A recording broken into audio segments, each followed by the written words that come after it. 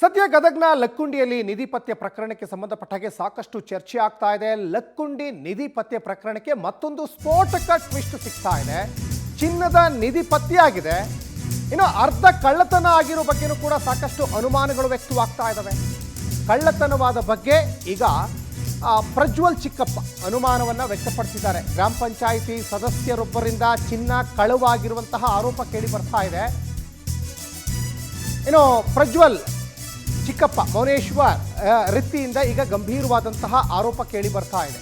ಈಗ ಸದ್ಯಕ್ಕೆ ಪ್ರಶ್ನೆ ಈಗ ಉದ್ಭವ ಆಗಿರುವಂಥದ್ದು, ಈ ಚಿನ್ನ, ಈ ನಿಧಿ ಇದು ಯಾರಿಗೆ ಸಂಬಂಧಪಟ್ಟಿದ್ದು? ಸರ್ಕಾರಕ್ಕೆ ಅದು ಸಲ್ಲುತ್ತಾ ಅಥವಾ ಯಾರ ಜಮೀನಲ್ಲಿ ಸಿಕ್ಕಿದೆಯಲ್ಲ ಆ ಜಮೀನು ಮಾಲೀಕರಿಗೆ ಸಿಗುತ್ತಾ ಅನ್ನುವಂತಹ ಒಂದು ಚರ್ಚೆ ಈಗ ಉದ್ಭವ ಆಗಿದೆ. ಮತ್ತೊಂದು ಕಡೆ ಜಿಲ್ಲಾಧಿಕಾರಿಗಳು ಇದ್ರ ಬಗ್ಗೆ ಸ್ಪಷ್ಟನೆ ಕೊಡಬೇಕು ಅಂತ ಗ್ರಾಮಸ್ಥರು, ಸ್ಥಳೀಯರು ಅಭಿಪ್ರಾಯವನ್ನು ಪಟ್ಟಿದ್ದಾರೆ. ಅಲ್ಲಿಯ ಕೆಲವೊಂದಿಷ್ಟು ಹಿರಿಯರು ಕೂಡ ಇದ್ರ ಬಗ್ಗೆ ಜಿಲ್ಲಾಧಿಕಾರಿಗಳು ಮಾತಾಡಬೇಕು ಅಂತ ಹೇಳ್ತಾ ಇದ್ದಾರೆ.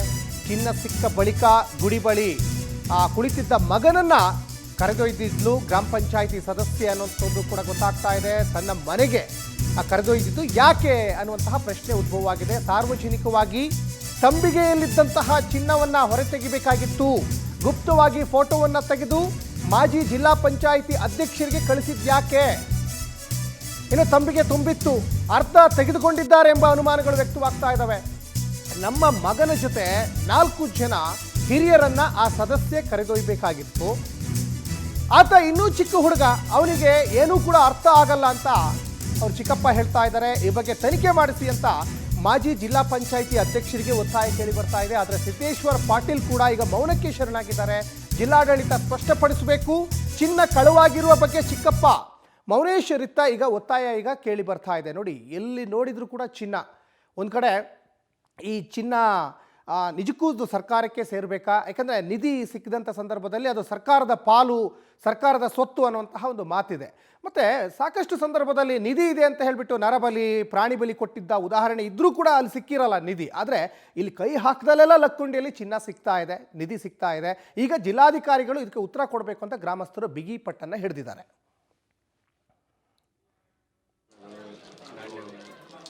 ನಮ್ದು ಏನ್ ಸಮಸ್ಯೆ ಇಲ್ಲ ಸರ್. ಅವತ್ತ ನಮ್ಮ ಹುಡುಗ, ನಮ್ಮ ಅಣ್ಣನ ಮಗರೇ ಅವ, ನಿಧಿ ಸಿಕ್ಕಿತ್ತು ಕರೆ. ಅವನ್ಗ ತಗೊಂಡ್ ಬಂದ ಲಿಟ್ಟಿದ್ದ.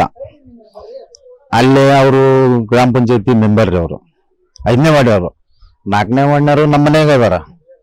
ಅವ್ರು 5ನೇ ವಾರ್ಡ್ನಾಗಲಿ 4ನೇ ವಾರ್ಡ್ನರಲ್ಲಿ ಅದು ಸಂಬಂಧ ಇಲ್ಲ ಸರ್. ನನಗೇನೈತಿ, ಯಾರಾದ್ರೂ ನಮ್ಮ ಊರ್ ಮೆಂಬರ್, ನಾವದಕ್ಕೆ ಸಂಬಂಧಪಟ್ಟಿಲ್ಲ. ಅವರು ಸಿದ್ದು ಪಾಟೀಲ್ ಸರ್ ಏನೋ ಫೋಟೋ ಹೊಡೆದು ಹಾಕಿದ್ರಂತ. ಆದ್ರೆ ಫೋಟೋ ಹೊಡೆದು ಹಾಕಿಕ್ ನಾವು ಬೇಡ ಅಂದಿಲ್ರಿ. ಅದು ಗೌರ್ಮೆಂಟ್ ಕೊಡದ, ನಾವು ಗೌರ್ಮೆಂಟೇ ಕೊಟ್ಬಿಟ್ಟಿವಿ. ನಾನೇನಂತೀನಿ, 4 ಮಂದಿ ಇದ್ರ ಸಮ ಕಟ್ಟಿ ಮ್ಯಾಗಿತ್ತ ಇಲ್ಲೇ ಫೋಟೋ ಹೊಡೆದು ಹಾಕಿಬಿಡ್ಬೇಕಾಗಿತ್ತು. ಒಬ್ಬ ನಮ್ಮ ಮನೆಗೆ ಕರ್ಕೊಂಡು ಹೋಗಿ ಅದು ಭಾಳ ಇತ್ತು. ಅವ್ರು ಏನ್ ಮಾಡಿದಾರ, ಅದ್ರ ಸ್ವಲ್ಪ ತಕೊಂಡು ಸ್ವಲ್ಪ ಕೊಟ್ಟಿದ್ದಾರೆ ಅವ್ರಿಗೆ. ಯಾಕಂದ್ರ ಪಬ್ಲಿಸಿಟಿ ಆಗಿಬಿಟ್ಟಿದೆ ಅದು. ಈಗ ಪೂರ್ತಿ ಇಟ್ಕೊಳಕ್ ಅವ್ರಿಗೆ ಆಗಂಗಿಲ್ಲ. ಯಾಕಂದ್ರೆ ಓನಲ್ಲೆಲ್ಲ ಪಬ್ಲಿಸಿಟಿ ಆಗಿದೆ.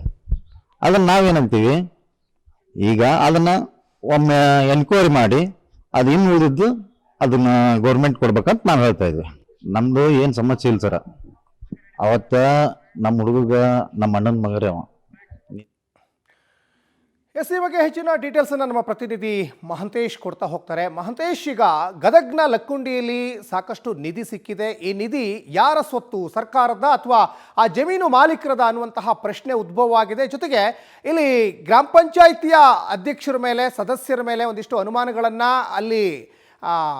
ಅನುಮಾನಗಳು ವ್ಯಕ್ತವಾಗ್ತಾ ಇದ್ದಾವೆ. ಜಿಲ್ಲಾಧಿಕಾರಿಗಳು ಇದಕ್ಕೆ ಉತ್ತರ ಕೊಡಬೇಕು ಅನ್ನುವಂತಹ ಮಾತುಗಳು ಕೂಡ ಕೇಳಿ ಬರ್ತಾ ಇದ್ದಾವೆ. ಏನಿದೆ ಹೆಚ್ಚಿನ ಅಪ್ಡೇಟ್ಸ್ ಮಹಂತೇಶ್? ಹೌದು ಸಚಿನ್, ಈ ಲಕ್ಕುಂಡಿ ಗ್ರಾಮದಲ್ಲಿ ಏನ್ ನಿಧಿ ಸಿಕ್ಕಿತ್ತು ಅದಕ್ಕೆ ಇವತ್ತು ಒಂದು ಸ್ಫೋಟಕ ತಿರುವು ಸಿಕ್ಕಿದೆ ಅಂತ ಹೇಳ್ಬೋದು. ಯಾಕಂದ್ರೆ ಪ್ರಜ್ವಲ್ ಅನ್ನೋ ಏನ್ ಹುಡುಗ ಇರ್ತಾನೆ, ಅವ್ನು ಬಾಲಕನ ಮನೆಯಲ್ಲಿ ಸಿಕ್ಕಿರ್ತಕ್ಕಂಥದ್ದು ಚಿನ್ನ, ಬಂಗಾರ ಆಗಿರ್ಬೋದು. ಆ ಬಂಗಾರಕ್ಕೆ ಇವತ್ತು ಅವನ ಚಿಕ್ಕಪ್ಪ ಆದಂತ ಮೌನೇಶ್ ಏನ್ ಹೇಳ್ತಾ ಇದ್ದಾರೆ, ಬಂಗಾರ ತೆಗೆದುಕೊಂಡು ಸ್ಥಳೀಯ ಸದಸ್ಯರು ಏನಿದ್ದಾರೆ, ರಜಿಯಾ ಬೇಗಂ ಅಂತಂದ್ರೆ 4ನೇ ವಾರ್ಡಿನ ಸದಸ್ಯ ಏನಿದ್ದಾರೆ, ಆ ಸದಸ್ಯರು ಸಹಿತ ಆ ಬಂಗಾರ ಸಿಕ್ಕ ಕೂಡಲೇ ಆ ಬಾಲಕನನ್ನು ಕರೆದುಕೊಂಡು ಮನೆಗೆ ಹೋಗಿರ್ತಾರೆ. ಮನೆಗೆ ಹೋದಂತ ಸಂದರ್ಭದಲ್ಲಿ ಅವರು ಅದರಲ್ಲಿ ಇರ್ತಕ್ಕಂಥ ಸ್ವಲ್ಪ ಚಿನ್ನವನ್ನ ತೆಗೆದುಕೊಂಡು ಉಳಿದ ಚಿನ್ನವನ್ನ ಬಾಲಕನ ಕೈಯಲ್ಲಿ ಕೊಟ್ಟು ಉಳಿದ್ರನ್ನ ಫೋಟೋ ಹೊಡೆದು ಮಾಜಿ ಜಿಲ್ಲಾ ಪಂಚಾಯತ್ ಅಧ್ಯಕ್ಷ ಸಿದ್ದೇಶ್ವರ ಪಾಟೀಲ್ ಅವ್ರಿಗೆ ಹಾಕಿರ್ತಾರೆ ಅಂತ ಹೇಳ್ತಾರೆ. ಯಾಕಂದ್ರೆ ಒಂದು ಅನುಮಾನ ವ್ಯಕ್ತವಾಗುತ್ತೆ. ಅಂತ ಸ್ಥಳದಲ್ಲಿಯೇ ಸಹಿತ 4 ಜನನ ಅಕ್ಕಪಕ್ಕ ಇರ್ತಕ್ಕಂಥ ಹಿರಿಯರನ್ನ ಕರೆದು ಅವ್ರು ಫೋಟೋ ಹೊಡೆದು ಹಾಕ್ಬೇಕಾಗಿತ್ತು.